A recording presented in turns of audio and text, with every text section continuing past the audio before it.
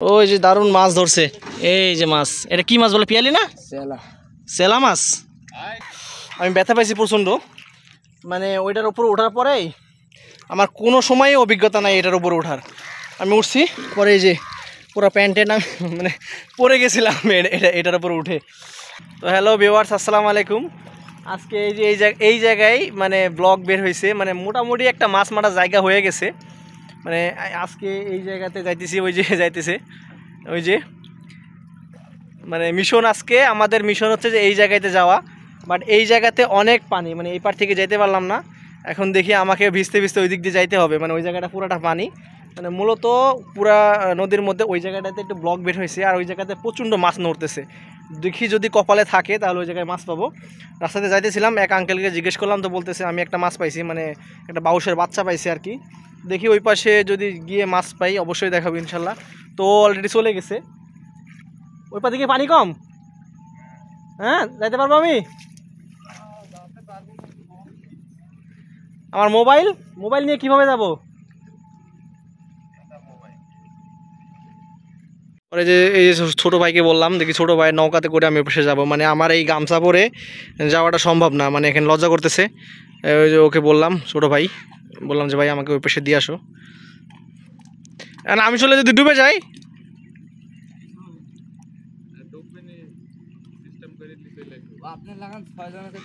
আস্তাগফিরুল্লাহ, 6 জন আসলে ডুববে না?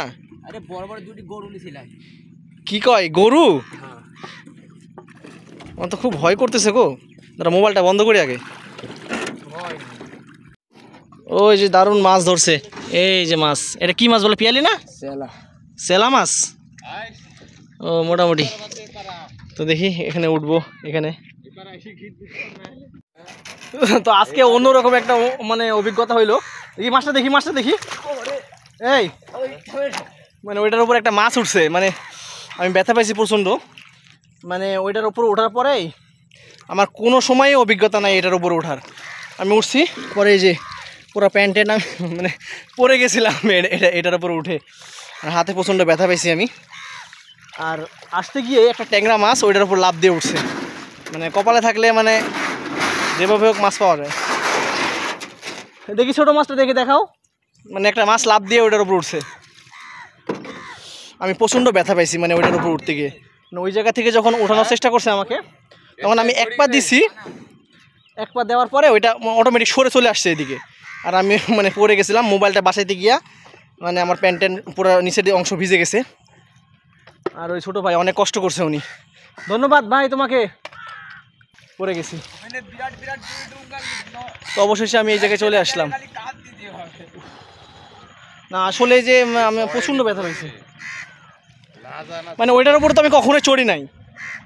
মানে ওইটা কিভাবে তুমি, আমি ভাবছি তুমি ধরে রাখছো, আমি ওইটার উপর পা দিছি, দেখি অটোমেটিক এদিকে চলে আসছে। যাক, নতুন একটা অভিজ্ঞতা হইলো এটার উপর ওঠার, মানে এই নৌকাটার মধ্যে যে আমাকে নিতে পারছে, মানে ওইটার উপর আমি দেখাইতে পারলে ভালো হইতো, মানে কীভাবে বসে আসছি। পরে আমাকে বলছে যে তুমি ওইটার উপর বসো, পরে আমি 60 হয়ে বসছিলাম, আর ও এটা দিয়ে মানে টেনে নিয়ে আসলো। তো এই জায়গাতে আসার নতুন একটা অভিজ্ঞতা, মানে মাছ মারতে আসছি, মানে মাছ মারাটা অন্যরকম অভিজ্ঞতা, আর এই যে মাছ মারতে আসার পরে যে আনন্দটা হয় সেটা অন্যরকম অভিজ্ঞতা।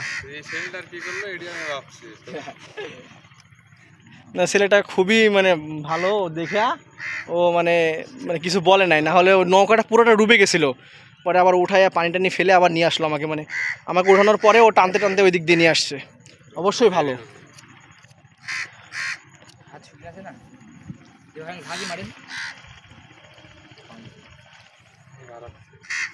জায়গাটা অসাধারণ একটা জায়গা, মানে দারুণ।